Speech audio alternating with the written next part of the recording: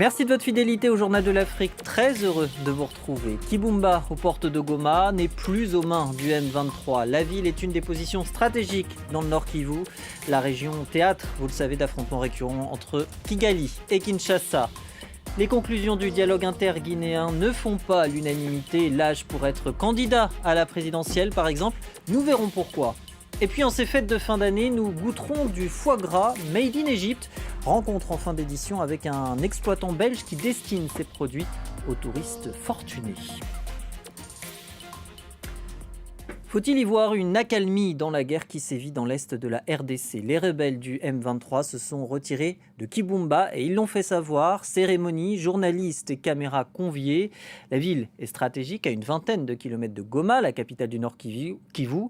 C'est la force régionale de la communauté des États d'Afrique de l'Est qui en prend désormais le contrôle. Sur place, Aurélie Bazara Kibangula. La cérémonie très solennelle a duré un peu moins d'une heure. Le major Zenze Imani, l'un des chefs du M23, a remis officiellement le contrôle de Kibumba aux représentants de la force régionale d'Afrique de l'Est. Alors Kibumba, c'est l'une des positions stratégiques du M23 occupée depuis mi-novembre. Stratégique parce qu'elle est située à moins d'une vingtaine de kilomètres de Goma. Lors de cette cérémonie, le M23 a réitéré sa demande à un dialogue direct avec les autorités congolaises pour, je cite, trouver une solution durable. Aujourd'hui, c'est un grand jour pour le Congo, l'Afrique de l'Est et pour l'Afrique en général. Notre retrait marque le début de notre volonté à quitter les territoires que nous contrôlons pour le respect des engagements pris par les chefs d'État de la région. Nous sommes donc en bon chemin vers la paix, vers le processus de paix comme c'était prévu. Le commandant de la force régionale, le major kényan Jeff Nyanga, a salué ce premier pas en avant. Ce retrait du M23 de Kibumba intervient alors que la pression diplomatique s'accentue sur le Rwanda. L'armée rwandaise est accusée d'avoir fourni des armes, des munitions et des uniformes aux rebelles du M23 pour mener des opérations militaires sur le territoire congolais. C'est ce qu'affirment des experts des Nations Unies dans un nouveau rapport qui n'est pas encore publié, mais que nous avons pu consulter. Un soutien rwandais aux rebelles du M23 également dénoncé par les États-Unis et plusieurs pays européens. Une source gouvernementale congolaise nous expliquait prendre acte de ce retrait, mais rappelle que les rebelles du M23 doivent se retirer de toutes les zones occupées, conformément aux décisions prises lors du mini-sommet de Luanda. Barbara Manzi n'est plus la bienvenue au Burkina Faso. L'Italienne qui coordonnait les travaux de l'ONU depuis août 2021 est sommée par la junte de quitter le pays au plus tôt. Motif des propos qui auraient terni l'image du pays et des décisions prises unilatéralement. Écoutez les explications formulées par la ministre burkinabé des Affaires étrangères. Aujourd'hui, nous recevons une note justement de Barbara qui fait cas de l'évacuation des familles des diplomates du système des Nations Unies de Ouagadougou pour raisons sécuritaires. Et nous, à notre niveau, nous trouvons que c'est vraiment inconcevable parce que la décision a été unilatéralement prise. Nous n'avons pas les éléments de preuve ou les indicateurs irrélatifs. Et au-delà, le président Ibrahim Traoré a contacté le secrétaire général Guterres avant-hier et qui dit ne pas être au courant d'une telle décision. Et pour votre information, le ministre délégué et moi, on l'a reçu en audience une fois.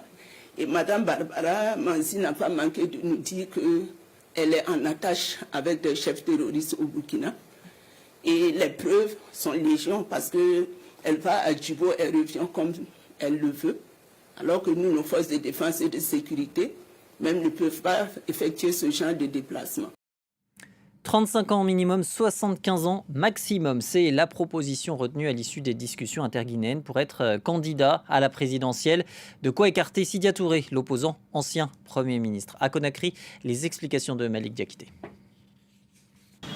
Si cette proposition est adoptée par le Conseil national de la transition, l'organe qui fait office de Parlement, elle écarte automatiquement de la course présidentielle Sidia Touré, l'opposant au pouvoir militaire actuel. Âgé de 77 ans, il est le président de l'Union des forces démocratiques de Guinée, le parti considéré comme la troisième force politique du pays. Une situation que dénoncent ses militants, mais aussi des acteurs de la société civile. Ils ont fait quelle étude pour voir que scientifiquement, à 75 ans, on n'est plus apte à diriger? Ils ont fait quelle référence conventionnelle de par le monde? Quel est le modèle de démocratie dans le monde où ils ont puisé sur là?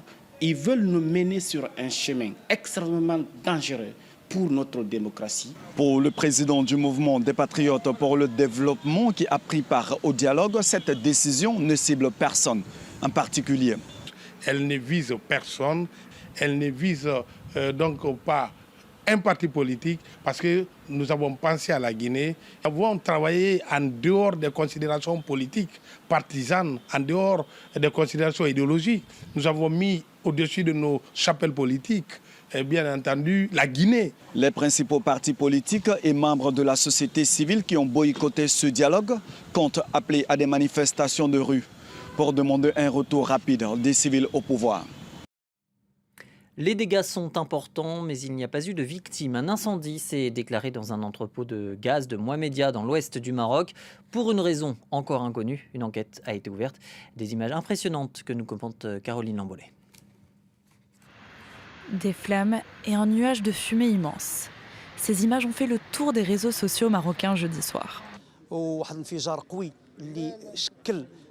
L'explosion était très puissante. Les habitants qui vivent à côté ont eu peur et se sont mis à paniquer. Il y avait des personnes âgées, des enfants et aussi des voitures garées à côté. 3 voitures ont brûlé. On a eu peur car les explosions étaient puissantes, comme des bombes qui tombaient du ciel. 2h30 plus tard, les pompiers avaient déjà maîtrisé l'incendie qui s'était déclaré dans un grand dépôt de gaz près de Casablanca. Il n'y a pas eu de victimes. Près de 24 heures plus tard, les circonstances ne sont toujours pas claires. Au départ, il y avait une fuite de gaz. Mais c'est un mystère. On se demande si le feu est parti d'un briquet ou d'une cigarette. C'est ça la question. 5 camions-citernes ont été détruits dans l'incendie. Les autorités marocaines ont ouvert une enquête. Limiter la déforestation en Ouganda, c'est le défi que s'est lancé un réfugié sud-soudanais. Comment ? En enseignant aux communautés locales des techniques de reboisement. Laurent Berstecher. En 2017, Opira Bosco doit fuir son Sud-Soudan natal, déchiré par une violente guerre civile. Arrivé en Ouganda, le jeune homme se voit attribuer une parcelle de terre et s'y construit un abri. Mais aujourd'hui, impossible pour les autres réfugiés d'en faire autant, car la forêt a presque entièrement disparu. Opira s'est donné pour mission de reboiser le plus possible, tout en sensibilisant les communautés aux dangers de la déforestation. Je leur montre comment entretenir les arbres, comment choisir l'espace pour les replanter et pour qu'ils poussent correctement. Et aussi comment limiter la déforestation. En 2020, Opira fonde une association pour éduquer et soutenir les jeunes réfugiés en Ouganda. Il enseigne également les bonnes pratiques environnementales, notamment des techniques de reboisement et d'économie d'énergie. Aujourd'hui, nous avons une nouvelle méthode. On plante des arbres pour remplacer ceux que l'on coupe. Pour Opira, le reboisement est crucial pour préserver et protéger l'environnement, mais aussi pour limiter les conflits et les guerres autour des ressources naturelles.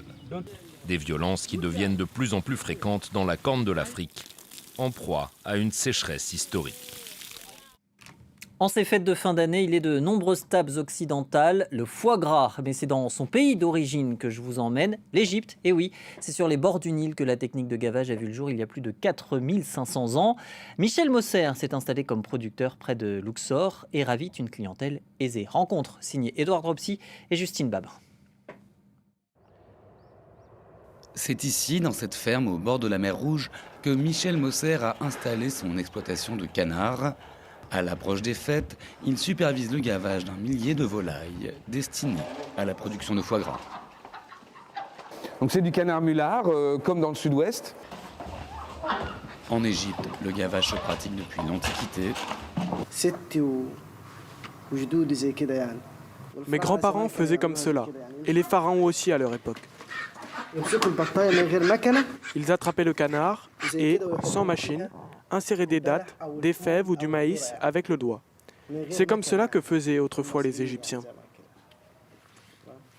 Pour éviter la propagation de la grippe aviaire qui avait touché énormément de producteurs dans les années 2000, l'Égypte a décidé d'interdire l'élevage en plein air, quitte à moins se soucier du bien-être animal. Alors, les conditions sont moins sympas que s'ils étaient dehors, mais s'ils étaient dehors, ils seraient malades, donc ça serait pire en fait, puisqu'il y aurait la grippe aviaire. Et donc, en les gardant à l'intérieur, on empêche, on limite ces contacts avec les oiseaux sauvages, et donc ça permet de contrôler bien mieux la diffusion du virus. Installé à Hurghada, au bord de la mer Rouge, Michel propose ses produits à une clientèle touristique étrangère. Ce soir, des plongeurs rentrent d'une semaine de croisière. À l'époque des pyramides, on a des fresques où on voit les Égyptiens à genoux qui gavent les oies une par une. Et ils sont agréablement surpris. Il ne râpe pas comme des fous, comme ça. Non, il se laisse manger. Très bien. Si le foie gras vient à manquer en France pour les fêtes, ce ne sera pas le cas en Égypte pour les quelques privilégiés qui pourront se l'offrir. Et c'est sur cette note gustative que se termine ce journal de l'Afrique. Merci de l'avoir suivi. Merci également à Khalid Houssi à l'édition et aux équipes en régie. Je vous souhaite d'excellentes fêtes de fin d'année. Prenez soin de vous et de vos proches. Pour ma part, je vous revois en 2023. Restez sur France 24.